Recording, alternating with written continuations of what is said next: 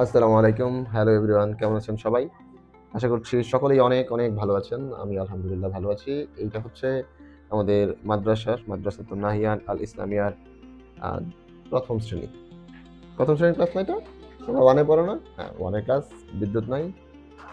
তো বিদ্যুৎ চলে আসবে আরকি। আমাদের জেনারেটর আছে। কিন্তু অল্প সময় এর মধ্যে বিদ্যুৎ আপ ডাউন করতেছে, এজন্য জেনারেটরটা ছাড়া হয় নাই এখন।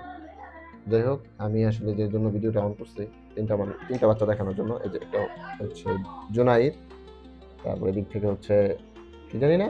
জান্নাতুল, আর এদিক থেকে হচ্ছে তানহা। আচ্ছা, আমি এই ৩ টা বাচ্চাকে নিয়ে আগেও ভিডিও করছিলাম।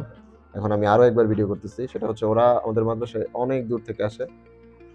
আ আপনারা যারা অনেক আগে নাটক দেখছেন, মানে নাটক তো সবসময় দেখেন।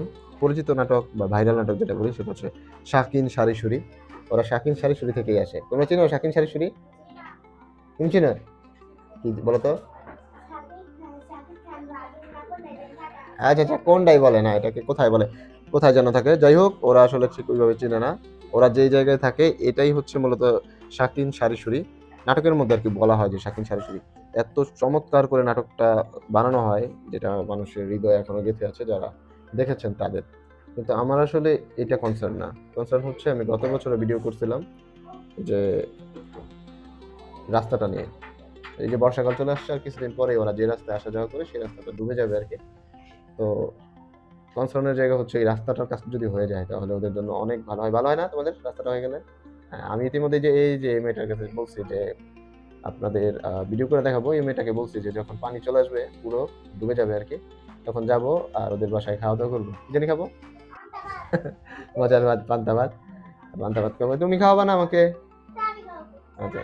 ওকে, ঠিক আছে। কিন্তু জোনায়েদ শুধু কান্না করে। তুমি কি খাওয়াবা আমাকে? বলো? পান্তা ভাত। ঠিক আছে। সমস্যা নাই। আমি তোমাদের এটা করব। কন্টিনিউ করতে থাকবো রাস্তার কাজ না হওয়া পর্যন্ত। রাস্তা হইলে ভালো হবে না? ভালো হবে? নাকি আবারও কান্না করতে থাকবা? কান্না করবা নাকি? জি না। ঠিক আছে। আল্লাহ হাফেজ।